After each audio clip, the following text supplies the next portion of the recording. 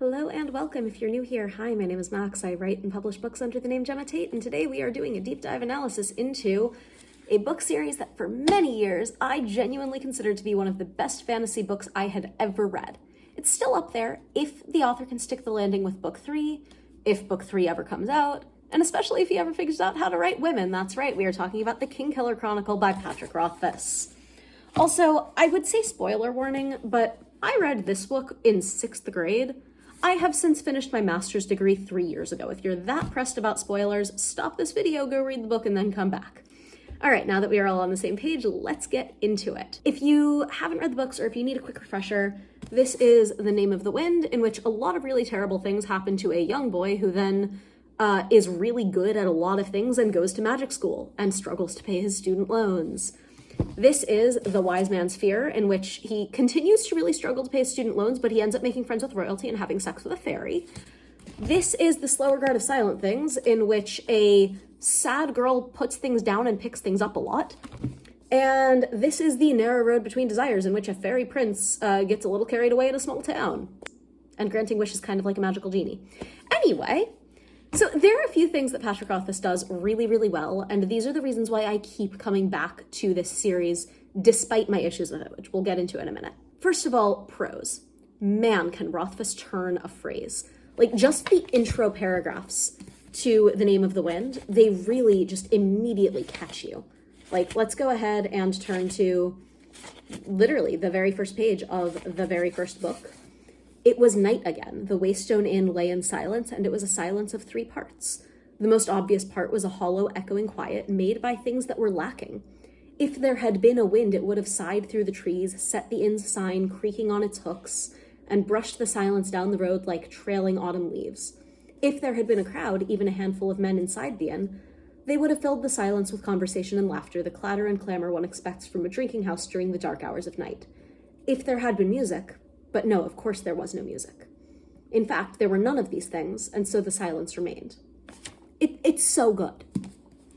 Then the other thing that I think is just immediately gripping to many, many people is that it intertwines modern fantasy story with in-world ancient folktale, and it does it really well. It's a frame narrative, so you have a character telling the story, but then also the telling of the story is its own separate thing. So it's taking place in a dual timeline, and you're learning things about the modern day timeline as you're learning things about the past, and then there's ancient folktales all twisting through it, and it's really well crafted. Also, the main character, he's very, very smart and also very, very stupid, and sometimes, and we'll get into this later, sometimes that is exactly what you want in your sort of folktale hero-y protagonist main character. There's a great deal of breadcrumbing the real plot in with the story that we're actually being told, because I've arrived at the conclusion that the story that we're being told in this book is not actually the main story. It's a story that happens to intertwine with the real plot of what's actually going on in this fantasy world. And that brings me to my next point, which is that Kvothe is an unreliable narrator to the nth degree, and it's really, really well executed. I really can't say this enough. When it comes to craft, Rothfuss 110% knows what he's doing, and he frames Kvothe as basically a kid who got in over his own head, and he frames him as, quote, sharp enough to cut himself. And that comes back to bite him in the ass a million times over. I think it's why a lot of people struggle to read these books. I think it's why a lot of people struggle to get into them, is because Kvothe, as a narrator, is too full of himself. He makes too few errors, and everybody's way too into him and obsessed with him and impressed by him. And for me, that issue resolves quite a bit when you consider that Kvothe is the one telling the story about his misspent youth. Of course, that's how he's going to frame it. Music as lifeblood and as a metaphor for magic, even in a story where there is actual magic. The characters in this world love music and value music, and I have not found a series that presents it better than this. It also does a really good job with handling grief and trauma as represented in a fantasy story where a protagonist really does lose everything. A lot of really, really bad shit happens to our main character, and there are really deep mysteries to unpack associated with that trauma, and it's painful to read about. You can tell that it's painful for the character to experience, and that is executed really, really well. I will also say I joke a lot about book one, The Name of the Wind, being basically about student loans, but this is also one of the only fantasy books I can think of where I understand the economics at play, where finances actually place a strain on the main character that forces his decisions and the plot along in a way that doesn't feel completely forced by the author. It feels realistic in world. And especially as somebody who's been a scholarship kid and who took on student loans for grad school, it makes it feel much more realistic, particularly when you consider that it takes place in a privatized academic setting. The author is a college professor, do it that way you will, or at least he was when he wrote this. The knowledge that Kvothe, our main character, is a protagonist but not necessarily a hero, and these stories do a really good job of handling the calculated difference between the reality of a person and the mythology that grows up around the conception of who and what that person is. There's also just really neatly done technical details. Every time that Kvothe talks to Denna, the love interest, it is in multiples of 7 words. One of the things that he claims to have learned over the course of the whole overarching story is how to speak the 7 words that will make someone fall in love with you. It's almost always, every conversation that they have is in multiples of 7 words. When he's having conversations in the Fae world, they rhyme. Half of them are in iambic pentameter or in set recognizable poetry forms.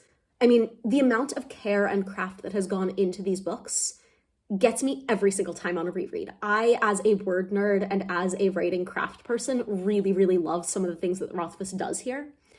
And the main series aside, I really loved The Slow Regard of Silent Things.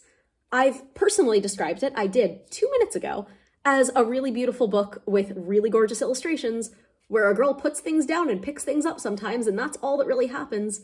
But it's a really beautifully executed iteration of that concept. So what are the issues that many people, including me, have with these books? What are the reasons why this is not somebody's favorite book of all time that they shove in your face all the time? With the exception of Ari, women. Women. Women. Patrick, Rothfuss, please, I'm begging you, talk to a woman once about your book. It's not that hard. You're married to one. You work with more than one. One of your editors at one point definitely was one. You teach at a school attended by several. Please, for the love of God, learn how to write a woman a little bit better than you currently do. 17-year-old Kvothe should not know more about pregnancy and birth control than a largely matriarchal warrior society, for the love of God. Some of this is intentional, and I do think it comes down to the idea of Kvothe as an unreliable narrator. And I think that there's a larger point to it. But Kvothe is arrogant to the point of stupidity over and over and over again. And that's fine if he ever grows as a character, but in 2 whole books, he hasn't yet. Some of that is realistic. Some of that is that he is young and he is stupid. And we know that it's put him at this place where he is in the larger frame narrative of the story, where he is stuck and where he has learned several lessons. But I'm tired of it, especially because of how much I, as a reader, have grown in the more than a decade since I've read these books. I'm ready for him to be less frustrating. I want to actually root for this character, especially because he's been presented to me as this protagonist. To be clear, Kvothe does face some in-narrative consequences. His whole rivalry with Ambrose, getting him permanently banned from the library, eventually being placed on leave from the university, the multiple assassination attempts, losing one of his most profitable and comfortable living situations, all of that comes down to humiliating somebody who admittedly was harassing a girl, so frankly, kind of warranted. But it's also a direct result of him taking painkillers out of a desire to make a show of how invincible he is, out of a desire to grow his own reputation, which, again, happened because he was being arrogant in the first place. That's what keeps putting him in these situations.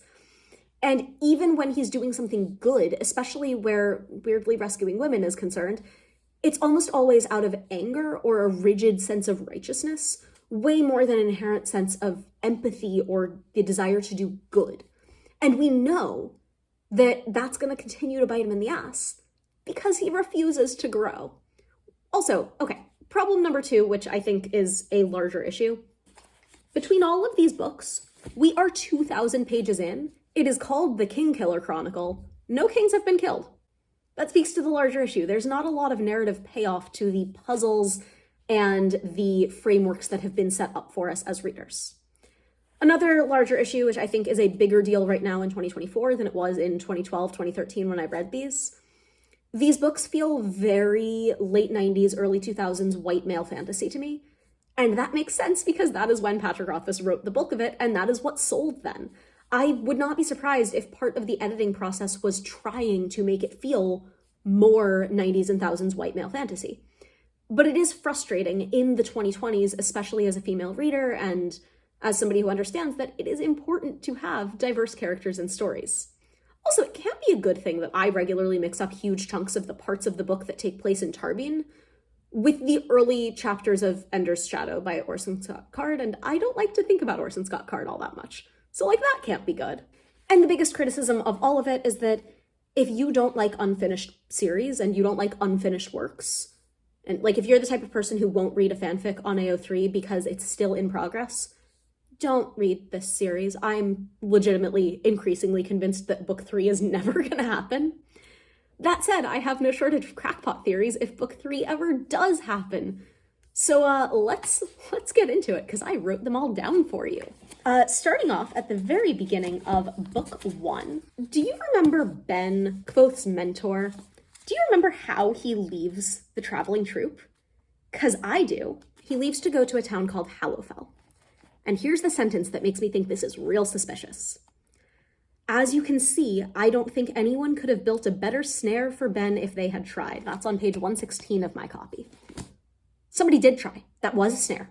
Somebody tried to get Ben to leave, and it worked. And it set the troupe and also Quoth in a very vulnerable position with no Arcanist to look after them. And the person who's supposed to be looking after them is Baron Greyfallow. He's the Baron who's their patron. He's clothed them. He's paying their salary. That name feels fake in the context of this world, and I'm going to tell you exactly why. Braden, Quoth's friend in Severin in Ventus, in the Wise Man's Sphere. I think that he is Master Ash. I think that he is Denna's patron. I don't think that Cinder and Master Ash are the same person. I think that that's too on the nose. I do think that if I'm wrong about Braden being Master Ash, Baron Greyfallow is absolutely Master Ash. And I think that that's incredibly suspicious because it would give us one guy who is repeatedly trying to research and write songs about the Chandrian with very little care for the danger that it places the musicians that he's asking this of in. In any case, I am very confident that Lord Greyfallow, Baron Greyfallow, that's a made-up name because it's just 2 alcohols and they're both fake. We see both ask for a Graysdale mead in order to pocket the change because the drink doesn't exist. And we're told that that is a trooper's trick. We also see Scarpy, the storyteller in Tarbean, who's arrested for telling the wrong tales. He drinks Fallow's red wine. Graysdale mead, Fallow's red wine, Greyfallow, Baron Greyfallow. It's a trooper's trick and it's a lie. And there's something incredibly suspicious about all of that, especially when you consider that telling stories about the Chandrian, singing the wrong songs, that gets you so incredibly dead so fast. Okay. On a different note about Braden, I do think that he and Ambrose are directly connected. They are both Vintic nobles, and it would make a hell of a betrayal if Quoth's closest friend in Severin is related to his greatest enemy in Imre. Also, it would explain why he's always there at the same time as the doctor who's slowly poisoning the mayor. Braden is paying him to do that in order to get, I think, the Jackas family closer to the throne. Regardless of whether it's Braden doing it, I do think that that's why the mayor is being poisoned. He's in the way of the Jackas family getting closer to the throne. Things that I am also 100% sure that the Jackas family is responsible for. The pirates who go after the ship that Quoth is on when he leaves for Ventus in the Wise Man's Sphere, they are sent by Ambrose's family. We know that Ambrose's family rule the Pirate Isles. And Ambrose is known for being super shitty but not getting his hands dirty. Sending pirates after Quoth's ship, such an easy way to either try to kill Quoth or to set him up in a position to want to trust Braden out of, sheer desperation, if nothing else. I do have an alternate Denna theory, not just that Braden is Master Ash and he's mistreating her. The only reason why we know that Denna is being beaten by her patron is because the Cathay tells Quoth that. And the Cathay is known for telling the truth all the time, but also for manipulating that truth a lot. I would not be shocked to find out that Denna's bruises are actually because her patron is training her in martial arts, possibly to become an Amir. Speaking of the Amir, Master Lauren, I think, is or was Amir, and also Puppet. Puppet, who we are told is just a cracked student, I don't think that that's what Puppet is. I think that Puppet might also be Amir. And regardless of whether or not that's the case, I do think that Puppet knows the name of Fire, which doesn't explain why Lorien is letting him live in the archives, but it would absolutely explain why he's allowed to have candles there when we're told that nobody is. He would have to have such a mastery over the name of Fire that there's no threat to him having an open flame. And it would be good to have somebody who can control fire on hand, just in case the archives do catch fire. Either that, or it's his job to burn away knowledge that people aren't supposed to have.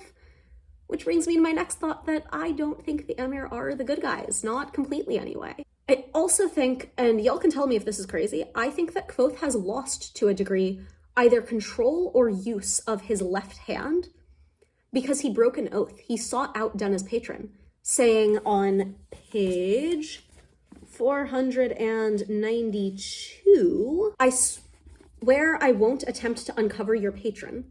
I swear it on my name and my power. I swear it by my good left hand. Kvothe gambles a lot with his hands for a musician. It's also towards the end, he says to Meluan, I can't find the page number right now, he says, by my hand, I will not speak of what I see to anyone. Like, stop swearing on your hands, buddy. You are a musician and a magician. That's not a good idea for you. Waystones. Keeping in mind that book 3 is called The Doors of Stone, and we've been presented with waystones that we know are also Loden stones. They are potentially a way to find your way when you are lost. The inn that Kvothe opens later on as Coat is called the Waystone Inn. With that, we have a character who knows the name of stone. I think that Fella is going to be a much bigger character in book 3. And I also think that the whole stone connection might have something to do with Feriniel, which is where all of the roads cross. And with that, I think that Elodin has been there. Elodin has been to the Fey Realm. He's seen things he's not supposed to see. And that's part of why he's so odd. I also think it's how he recognizes Kvothe's cloak that he comes back with, having spent time with Felurian. I think it's also why his age is so hard to discern, and it's definitely why all of the other masters just aren't used to him being around. There's a bit in Name of the Wind where the Chancellor is calling all of the masters to a meeting, and he starts by saying all 9 masters are here. He forgets to count Elodin. Next theory up, I am pretty sure that Denna is experimenting with tying magic eelish knots in her hair, and maybe also playing around with written magic, because she asks about it, but she asks about it like she already knows the answer she's going to get. Less of a loose theory and more something that I'm pretty sure is a thing. I'm going to direct you to 303 of The Wise Man's Fear. Lorien, Kvothe's mother, that is Natalia Lackless. So here's the poem that's written in the book. Dark Lorien, Arladin's wife, has a face like the blade of a knife, has a voice like a prickle-down burr, but can tally a sum like a moneylender. My sweet Tally cannot cook, but she keeps a tidy ledger book. For all her faults, I do confess, it's worth my life to make my wife not tally a lot less. Natalia Lackless. And that would make Kvothe related to the Lackless family, so related to Meluan, who is now, headed towards the Vintage Throne. But there's also the bit from the Cathay, also in The Wise Man's Fear, where the Cathay says, since you ask so sweetly, Cinder is the one you want. Remember him, white hair, dark eyes, did things to your mother, terrible. She held up well, though. Lorien was always a trooper, if you'll pardon the expression. It's not just the play on words on the word trooper, as, spelled with 2 O's versus an OU. We know, again, the Cathay doesn't lie, but we strongly suspect that it twists the truth and it hides things. Lorien was always a trooper. Natalia wasn't. And the wordplay that hints at Natalia Lackless being Kvothe's mother appears in the English version of the book, the Italian version of the book, the German version of the book, the Portuguese translation, the Russian translation, the Bulgarian translation, and the one that I can actually read, the Hebrew translation. I can confirm that it doesn't work in Spanish, because I do own a Spanish edition of this book, but I can also say, as a Hebrew speaker, it is damn hard to make that rhyme work and keep the meaning and fit the wordplay. Knowing that all of those are kept, that took some effort to do that in translation. And my final real theory is that the phrase, how is the road to Tinway? That's like a secret handshake that either a secret society or certain individuals are using to identify one another. So it's in chapter 6 of the very first book. I mean, we are not even 50 pages in. It's right when Chronicler first meets Kvothe and successfully identifies him. And this is this is what happened. The innkeeper held up a hand, quieting him. Before we discuss the possibility that you've addled your wits with that crack to the head, tell me, how is the road to Tinaway? And Chronicler is, surprised. Chronicler does not understand what's going on. He says, what? I wasn't headed to Tinaway. I was... Oh. Well, even aside from last night, the road's been pretty rough. The thing is, somewhere later on in this book, Kvothe explains to Will that it's an idiom. He says, oh, it's just a greeting. It's like asking, how's your day, or how's everything going? But if how is the road to Tinaway, if that's an idiom, then Kvothe interrupting Chronicler to ask him that is real weird. I mean, imagine that you are in hiding under an assumed identity, running on the impression that people are trying to kill you. And then a dude shows up, knows who you are, and starts asking questions. Would you interrupt them to start making small talk? And Chronicler's at first confused, then totally changes the subject. And the second that Chronicler starts talking about an actual non-metaphorical road, Kvothe interrupts him, changes the subject again, and it's all incredibly weird. So Kvothe is interrupting the beginning of a conversation to ask an out-of-place question, and then interrupts the response when it's not what he's looking for. But if it's a conversation or a question with deeper meaning, and Kvothe is looking for a specific response to see who he's dealing with, then it begins to make more sense. And if it's a question that has to be asked in that discreet a way, then it has to be associated with some kind of secret group. What's the one secret society that we know of in world with these books that we know Kvothe is either looking for or running from? That's got to be the Emir. They fit that description so well. Also, it's not the question that I think is the code. I think it's the response. It could also be that it's a cue to the person he's speaking with that their conversation is compromised and they need to sort of keep things in code, but I'm a little bit less convinced of that. So anyway, that's my sort of loose section of totally crackpot theories. Feel free to add your own in the comments section. That is probably it for me for now, but feel free to leave your thoughts in the comments. Let me know if you want more of these deep dive analysis videos from me or more of the crackpot theory videos from me, and I will catch you in the next one. Don't forget to like and subscribe.